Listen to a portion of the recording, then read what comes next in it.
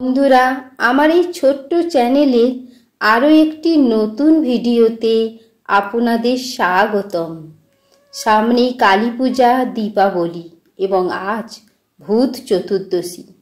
এই সময় আমরা 14টি শাক খাই এবং 14টি করে প্রদীপ জ্বালাই, কিন্তু আমরা অনেকেই জানি না কেন ভূত চতুর্দশীতে 14টি করে প্রদীপ জ্বালানো হয়, কেনই বা 14 শাক খাওয়া হয়।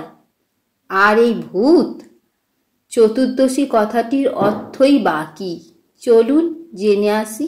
অনেকেই মনে করেন ভূত চতুর্দশীর দিনটিতে আমাদের চারিদিকে অনেক ভূত পেত ঘুরে বেড়ায়, তাদের হাত থেকে রক্ষা পেতেই নাকি এই দিন সন্ধ্যাবেলায় ঘরে ঘরে প্রদীপ জ্বালাতে হয়। তবে ঘটনাটি ঠিক তা নয়। আসলে ভূত কথার অর্থ অতীত এবং চতুর্দশী কথার অর্থ কৃষ্ণপক্ষের 14তম দিন। এই দিনে পিতৃ এবং মাতৃকুলের 7 পুরুষের অর্থাৎ বংশের 14 পুরুষের উদ্দেশ্যে এই প্রদীপগুলি উৎসর্গ করা হয়।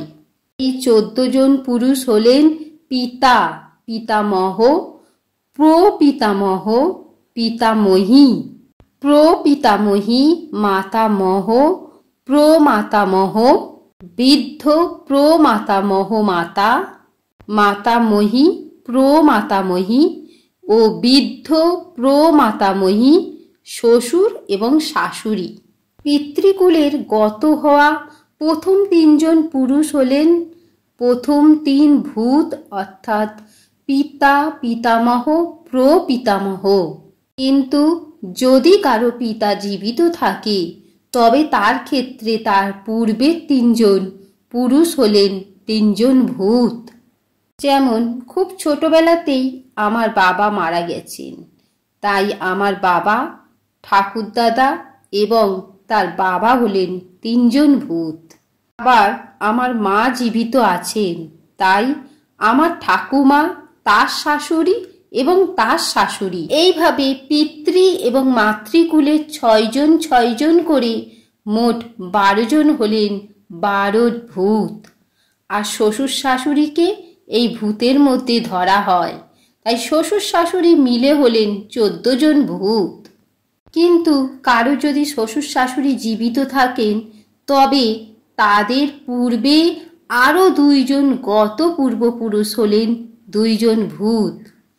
এই দিন তাদের জীবিত উত্তর পুরুষেরা সেই আত্মাদের পূজা করেন এবং জলদান করেন। এদিন বিদেহী আত্মা এবং স্বর্গত ব্যক্তিরা নেমে আসেন পৃথিবীতে। ভিটে আলো দেখলে অর্থাৎ তাদের উদ্দেশ্যে প্রদীপ জ্বালিয়ে রাখলে তারা সন্তুষ্ট হন এবং আশীর্বাদ দেন বলে মনে করা হয়। আবার আরও একটি প্রচলিত কাহিনী অনুসারে জানা যায় যে পিতৃপক্ষের সময় পূর্বপুরুষদের মর্তে আগমন ঘটে। তারপর এই চতুর্দশী তিথিতে শুরু হয় তাদের আবার ফিরে আসার পালা। সেই সময় যাতে অন্ধকার পথ তাদের বিভ্রান্ত না করে সেই জন্য তাদের উদ্দেশ্যে 14টি করে প্রদীপ জ্বালানো হয়। এর ফলে আমাদের যাওয়ার রাস্তা আলোকিত হতে পারে। এছাড়াও অশুভ কোনো শক্তি যাতে ধারে কাছে ঘেঁষতে না পারে অথবা অকাল মৃত্যুর হাত থেকে বাঁচার জন্য প্রদীপ জ্বালিয়ে যম তাড়ানো হয় বলে মনে করা হয়। পুরাণ মতে এই দিনে স্বর্গ ও নরকের দ্বার কিছু সময়ের জন্য খুলে যায়। অন্যদিকে এই তিথিতে মহাকালী ধীরে ধীরে জাগ্রত হতে শুরু করে। অশুভ শক্তির বিনাশের পূর্বক্ষণ হল এই ভূত চতুর্দশী। পদ্ম পুরাণ অনুসারে জানা যায় যে এই ভূত চতুর্দশী তিথিতে গঙ্গা স্নান করলে নরক দর্শনের হাত থেকে মুক্তি পাওয়া যায়, স্বর্গ লাভ সম্ভব হয়।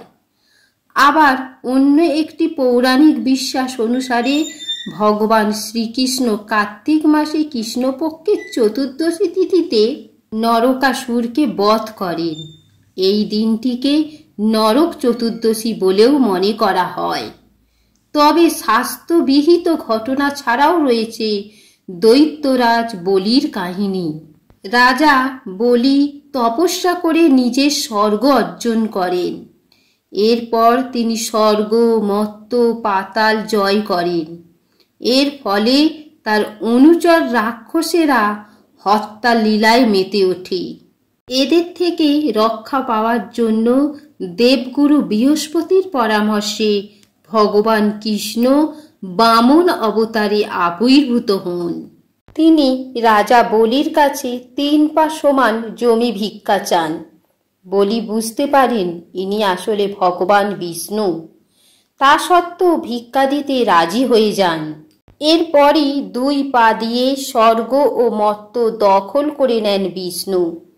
নাভি থেকে বেরিয়ে আসা 3য় পা রাখেন স্বয়ং বলি রাজার মাথায়। ফলে পাতালে নেমে যান বলি। সেই থেকে পাতালেই তার বাস। তবে সব জেনেও বিষ্ণুকে ভিক্ষা দিতে রাজি হওয়ায় বিষ্ণু তাকে আশীর্বাদ দেন প্রতি বছর মর্তে তার পূজা হবে। ভূত চতুর্দশীর রাতে রাজা বলি এবং তার অনুসারীরা এই মর্তে পূজা নিতে আসেন। চতুর্দশী তিথির ভরা অমাবস্যা অন্ধকারে রাজা বলির অনুসারীরা যাতে পথ ভুলে বাড়িতে ঢুকে না পড়েন তার জন্য পথ দেখানোর উদ্দেশ্যে এই প্রদীপ জ্বালানো হয়। ভূত চতুর্দশীর দিনে 14 ধরনের শাক খাওয়ার রীতি প্রচলিত আছে। এই 14টি শাক হলো কেও, বেত, কালকাসুন্দা, নিম, সর্ষে, শালিংচা, জয়ন্তী, গুলঞ্চ, পলতা, ঘেঁটু বা ঘাট, হিংচে, সুননি ও সেলু। আর এই শাক ধোয়া জল ছিটিয়ে দিতে হয় ঘরের কোনায় কোনায়। প্রচলিত ধারণা অনুযায়ী আমাদের মৃত পূর্বপুরুষেরা জল, অগ্নি, মাটি ও বায়ুর সঙ্গে মিশে রয়েছেন।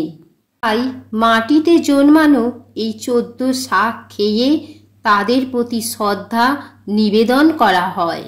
তো এই ছিল ভূত চতুর্দশী তিথিতে 14টি প্রদীপ ও 14 শাক খাওয়ার কাহিনী। ভিডিওটি কেমন লাগলো তা অবশ্যই জানাবেন। সকলে ভালো থাকবেন, সুস্থ থাকবেন। নমস্কার।